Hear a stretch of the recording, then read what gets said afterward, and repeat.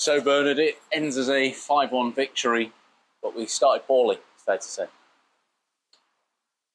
I would argue against we started poorly. We certainly conceded early doors, which is not what we want in any walk of life. Just one minor decision to turn a blind eye to playing football rather than kicking. Seeing ourselves 1-0 behind, that's not the message. The message is to try and play at every opportunity, if it's on to play, by the way. Decision was made, it's been lumped back on us. They've got a set and they've scored. You stand there, you think, here we go again. But to be fair, we can't concede in that manner. We just can't. It's about the second or third time this season where we've conceded completely against the run of play. Now I know it was early doors and it's hard to stand there and say it was against the run of play. I thought we was on the front foot from the off. Ball was in their half. Bad decision. Comes back on us, concede. Story of Radcliffe at the minute. What a difference though a week can make in terms of from a spot kick. Ultimately, I felt that was where the game completely changed. Yeah, we can stand here and debate whether we'd have won the game if David would have scored against Leamington. The percentages are we probably would have done, or at least took a point away from it. We then dust ourselves down, get a good result Monday, then we find ourselves away at Oxford to back that performance and result up Monday with another great result and another very, very good performance. You touched on it there about the importance of Monday's result and the importance of today's result. That's the first time we've registered successive wins since early March. That's quite pleasing as well, isn't it? Very, yeah. And the signs have been there from day one. The signs in terms of performance and our identity have been there. Yes, we look a little bit disjointed at times. We commit a lot of bodies. We've stuck by what we are. We believe in our identity and our DNA. And at times, we do sort of concede goals on the counter attack. But I will stand there and I'll say that the signs was there from day one away at Buxton in terms of performance, the way we move the ball.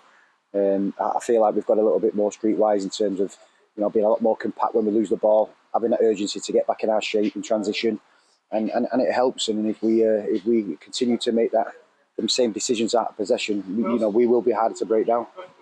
I think it's fair to say this kid Rio, he's quite special, isn't he? Mad guy, yeah, very special, mad guy who. And I say that with a smile because you just don't know what Rio's going to do. We know Rio's got ability. Everyone can tell us Rio's got ability, but I think the most important thing in the Rio thing is that Rio's waited for his chance. He hasn't got in the team by fluke. He hasn't got in the team because someone's been injured. He's got him in the team because he deserved to get his opportunity. And along with the other three centre forwards, you have to take that opportunity when given. And Rio said to me before the game on Monday, which was a breath of fresh air. He said, "I'm raring to go. I'm raring to go." And with that, it backs up his performance and his intensity, his application. He's not just a goal scorer. Rio earns the right to score. He does the ugly stuff that people don't want to do anymore. But Rio does that, and Rio's got his rewards today. He's made the jump up from step 6 quite quickly, and now finds himself at step 2. It's very rare to see that sort of fast transition, but he seems to be taking to it like a duck to water. Rio, if you was to ask Rio in terms of that transition and that jump up, he backed himself when we spoke on the phone. He backed himself when we met face to face with his brother. Rio believes in his ability. It's not an arrogance that Rio's got. It's just a belief. And these younger lads, he's 23-year-old Rio. He's not a kid, but to perform at that level that he has done today and work as hard as he has. And people forget he's not scored 3 tap-ins today. He's made the right runs. He's worked really hard off the ball. He's won his individual battles. And sometimes when you work that hard, things do drop nicely for you. And it's about time that we're on the right, we're on the right side of that. But the kid's got a massive future, and no doubt, when I wake up tomorrow morning, everyone's going to say, "I told you so." It's dead easy to sit on the fence and say how good somebody is. He's shown it today against a side that have had probably the toughest start on paper, in my opinion.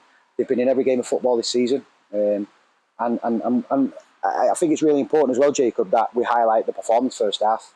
I thought it was outstanding. We talk about building pressure and getting our rewards. We did in the 43rd minute, or should I say 45 plus 3.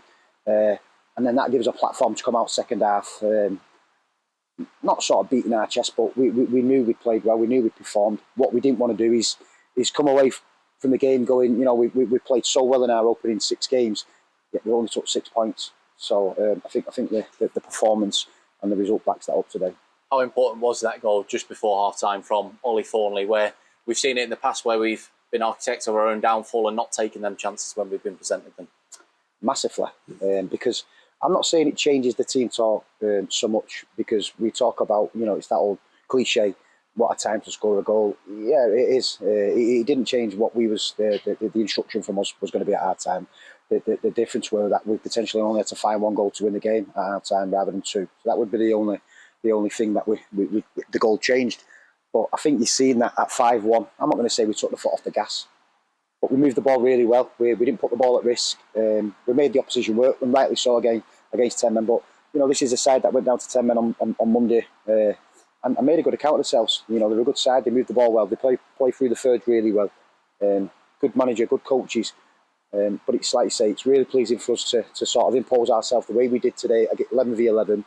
And in our opinion, the decision for the red card, I'm not going to stand there and condone it and say that I want people getting sent off if that's not the case. But it's about time that them decisions, fell our way and not against us, because that's been the theme this season. We've had two really harsh penalties have been given against us.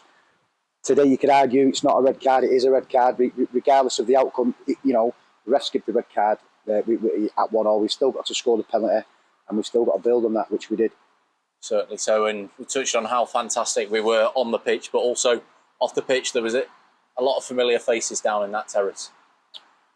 Yeah, we got a bit of a bollocking last week, didn't we, away at Leamington for not what we'd call applauding the fans. And I think I said last week, it's never our intention not to clap the support. I think, I've alluded to it, and the 60 interviews that I've done over the 2.5 years that I've been here, that the support has been unbelievable, and it continues to grow. They continue to support us through the good, the bad and the ugly. And last Saturday, I can only, just my personal opinion, that I was in no fit state to walk another 200 yards to some of them are my family, by the way. Forget that some of them are my family, and I didn't make the conscious decision not to clap them. It's just that emotions at the time, the best place for me personally was in the changing room out the way.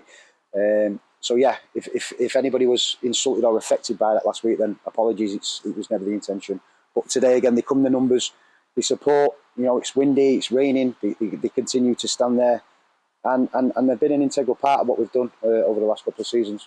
And then finally, let's finish off by just touching on next time out against South Shields. On paper, probably the most difficult task, and equally even more difficult by the fact that it's on a Tuesday night as well. Again, there'll be no excuses from us. We try, or I try not to use them. When Buster got the job at South Shields, myself and John had a conversation. He's been a part of the management team over the last 5 or 6 years, whatever it is. The way they play football, the way he applies himself as a coach, the attention to detail. South Shields are going to be, if not the biggest force this season, one of.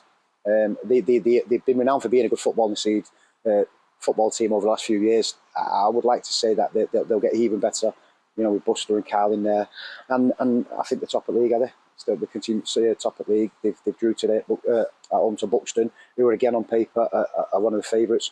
So yeah, we've just got to go there, recognise who they are, how they play football. It isn't just about us; it's about respecting, how to go there and win a game of football. And I think we'll appreciate at times. There's going to be moments in the game where they have lots of ball, but we've just got to make sure the message is clear from our side, and go and make a good account of ourselves.